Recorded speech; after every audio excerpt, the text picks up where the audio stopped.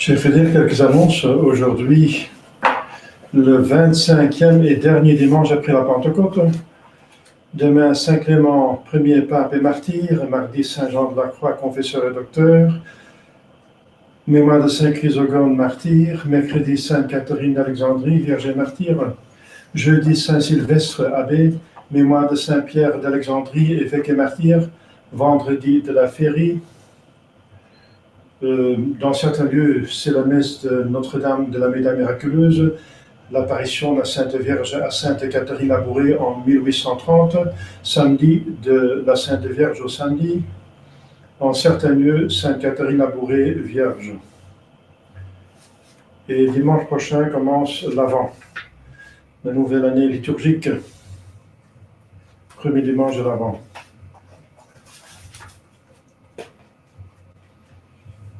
Nous demandons la prière pour l'abbé Guépin, qui est gravement malade. Donc un prêtre catholique, donc c'est vacantiste, qui est responsable de plusieurs chapelles dans l'ouest de la France. Au nom du Père et du Fils et du Saint-Esprit, ainsi soit-il. Chers fidèles, l'évangile d'aujourd'hui est l'évangile de la fin des temps. Comme vous savez, et aussi, ce sera aussi un autre évangile le dimanche prochain qui agira aussi du même sujet. Parce que c'est important, on finit l'année liturgique avec la méditation sur la fin des temps et on commence aussi l'année liturgique en considérant la fin à laquelle nous devons nous diriger. Alors, bien sûr, Jésus, dans l'évangile, dans ce péricope, Jésus donne des indications très précises sur le temps où ce sera donc le jugement dernier. Bien, pour nous, concrètement, il y a deux fins des temps. La première fin de notre temps, ce sera notre mort, qui est peut-être encore plus important que la fin des temps pour l'humanité. Pourquoi? Eh bien, parce que la plupart de nous, sinon tous, nous allons mourir avant, et alors notre éternité sera déjà fixée. Ce sera déjà, donc, nous serons déjà dans le ciel éventuellement, j'espère, ou bien dans le purgatoire, ou bien en enfer, malheureusement. Un des trois possibilités, définitivement. Et le jugement dernier sera qu'une confirmation du jugement premier, après notre mort. Mais bien sûr, nous sommes dans les temps apocalyptiques actuellement, donc ça nous appelle quand même, ça nous dit quelque chose, cette fin des temps. Mais la fin des temps, qu'est-ce que ça veut dire? Bien, il y a eu plusieurs temps. Le premier temps, c'était à partir d'Adam jusqu'à le péché. Le temps était, ça veut dire le temps où Dieu organise donc le ciel, organise la grâce et la gloire. C'était donc un temps où l'homme était destiné pour le ciel, était placé dans un paradis terrestre et où il devait passer un test très facile. C'était un temps assez court. Après le péché d'Adam et Ève, il y avait un autre temps c'est le temps de la peine, le subissement, donc la situation de l'humanité qui était donc punie par Dieu, par l'expulsion du paradis terrestre et les maux que nous connaissons. Et en même temps, avec la promesse du Sauveur. Donc c'était 2000 ans à peu près, d'Adam jusqu'à, disons, jusqu'à Abraham. Abraham, mais un autre temps commençait, très net, c'était l'organisation par Dieu du peuple élu. Le peuple qui commence par Abraham et qui devrait donc procurer, engendrer, préparer, accepter, régner avec le Messie. Le Messie qui finalement, comme vous savez, est Dieu même qui s'est fait homme.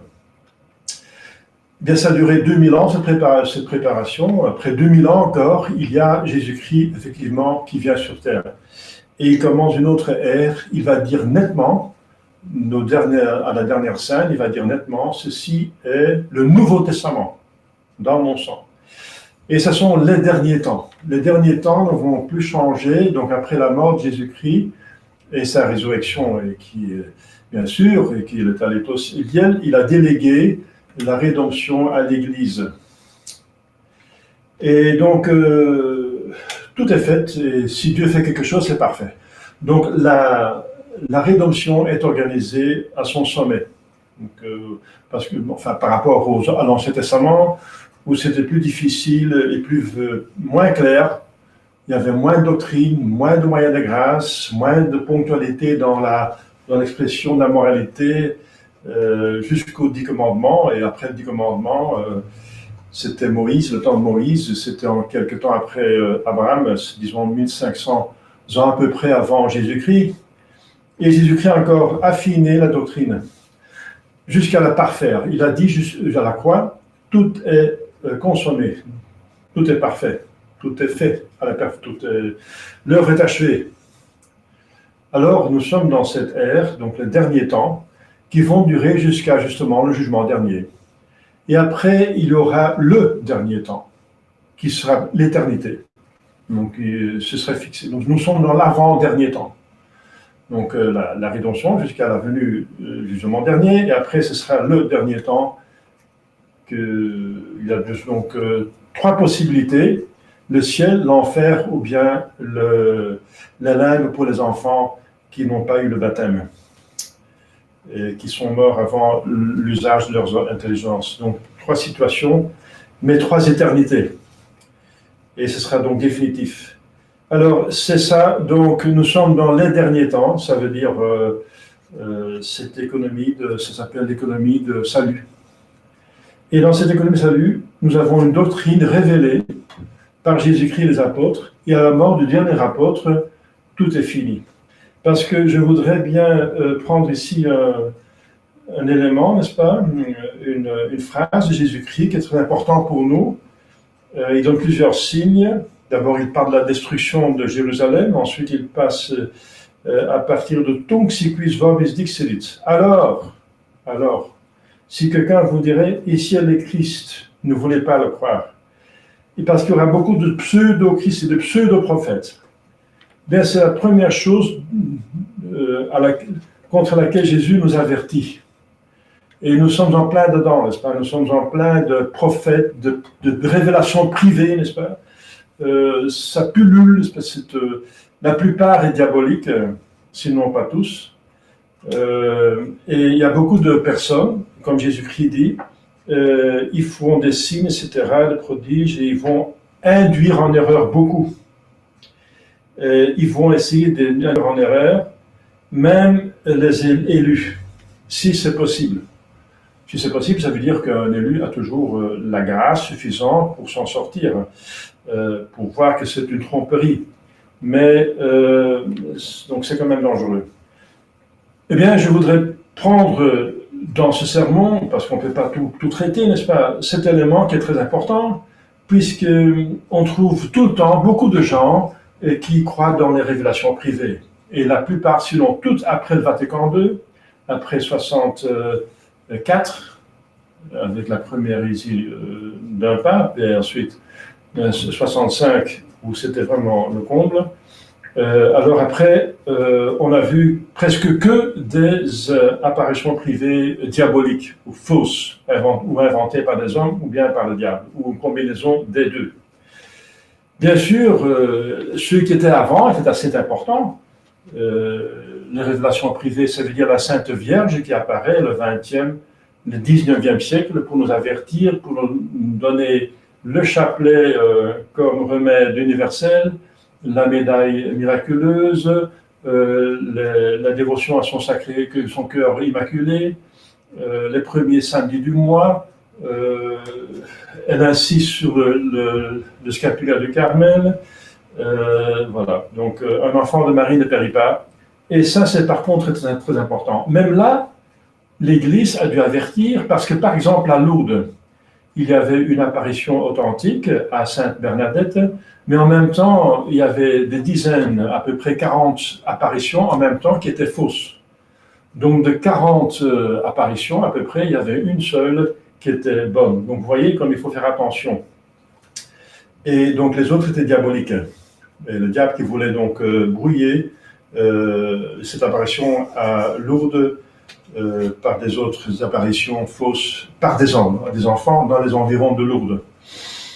Heureusement que l'Église était là pour trancher, mais maintenant l'Église est toujours là, mais elle est réduite en nombre. Donc il n'y a plus de pape jusqu'à l'élection d'un vrai pape. Nous sommes dans le siège vacant, mais il y a toujours des évêques. Mais où est-ce qu'ils sont, n'est-ce pas?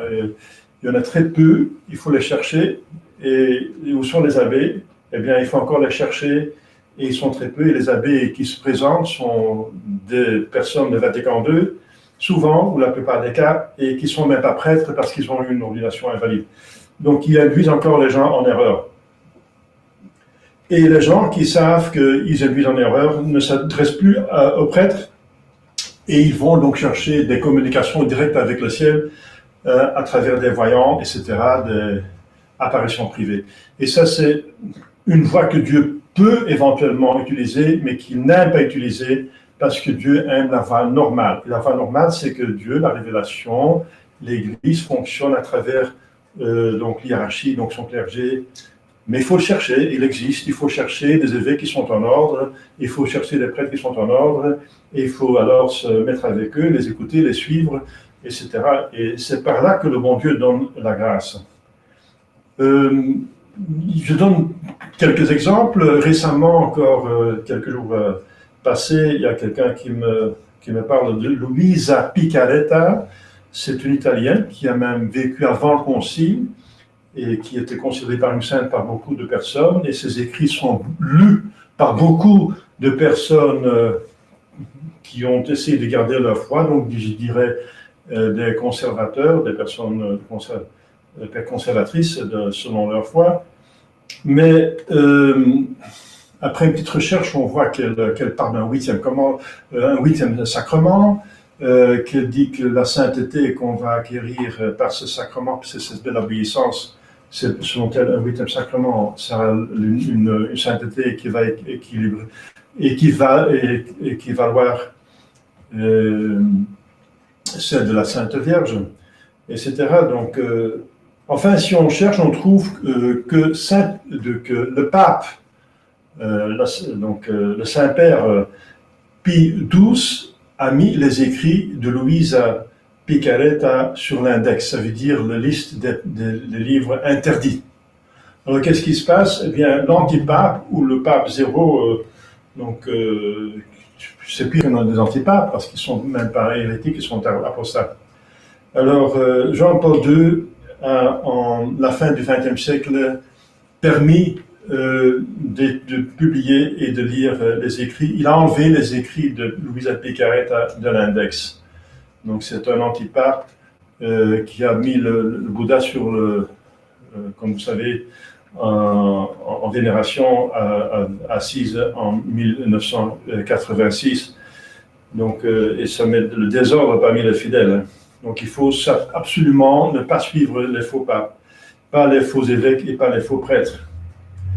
Ce qui est très populaire maintenant, c'est l'avertissement, les révélations de l'avertissement qui sont faites par un prêtre en Irlande, et il y a des belles choses dedans, puisque c'est un prêtre qui connaît bien la théologie, mais c'est faux, c'est inventé, c'est une question d'argent, il n'a pas beaucoup d'argent, mais c'est répandu beaucoup dans le monde entier, et c'est traduit en plusieurs langues.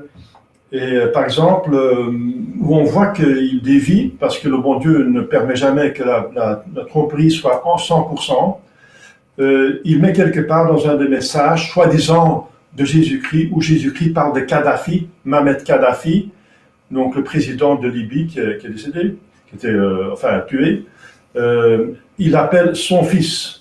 Donc Jésus dirait de Kadhafi, mon fils Kadhafi. Je crois que c'est un musulman, terroriste, n'est-ce pas, dictateur qui a fait beaucoup de crimes dans sa vie et qui ne s'est pas converti, qu'on sache avant de mourir, malheureusement dans des situations les plus dramatiques. Donc c'est faux. Donc il y a plein de choses comme ça, n'est-ce pas? Alors, les fidèles ne devraient pas aller sur Internet et lire tout ça, n'est-ce pas? On n'a même pas la permission de lire des livres, des publications qui ne sont pas permis par le magistère, par l'évêque ou par un prêtre averti, un prêtre qui peut vérifier. Donc on n'a même pas la permission. Il y a une interdiction de lire, donc c'est l'index, c'est l'interdiction, c'est la loi du livre qui est dans le droit canon, n'est-ce pas, qui est toujours en vigueur, 1917. Il y a toute une liste d'articles concernant l'interdiction de lire et de publier des textes sur la religion qui ne sont pas permises par l'Église. Donc on n'a même pas le droit de le lire. Mais les gens vont voir sur Internet et ils salissent leur âme. Ils salissent leur âme, ils risquent leur vie éternelle, ils tombent dans plusieurs erreurs. Voilà, c'est ce que Jésus-Christ dit, n'est-ce pas? Jésus-Christ dit, il y aura beaucoup qui disent, je suis le Christ, je suis le prophète, voici, écoutez-moi, n'est-ce pas? Ne veulent beaucoup, à la fin des temps, beaucoup, eh bien, il y en a effectivement 40 000 personnes qui se disent dans la secte conciliaire voyant. 40 000 à peu près. Et donc, ce sont des pseudo-prophètes qui font même des signes. Il y aura plusieurs signes. Il y en a qui font pleurer des statues, etc. Des signes, et qui veulent même induire en erreur les élus. Donc, c'est les catholiques, ceux qui veulent garder leur foi, ce n'est pas les hérétiques qui s'en fichent. Les modernistes, les vraiment s'en fichent, mais c'est les vrais catholiques, n'est-ce pas, qui n'ont plus de bons prêtres et qui cherchent maintenant de l'extraordinaire au lieu de chercher des prêtres ordinaires qui sont en ordre. Donc, c'est dommage que les personnes sont attirées par le nouveau, par les choses extraordinaires, au lieu de se diriger vers les écrits des saints. Il y a des millions de pages écrites par des milliers de saints. Dans 2000 ans de l'existence de l'Église, il y a des pages magnifiques, n'est-ce pas, qui sont édifiantes. C'est une manière de vénérer les saints. Alors on obtient la grâce de ces saints en lisant leurs écrits, et c'est une nourriture absolument suffisante pour l'âme. Et la nourriture la plus importante, bien sûr, c'est ce que Dieu même a écrit en nous, n'est-ce pas?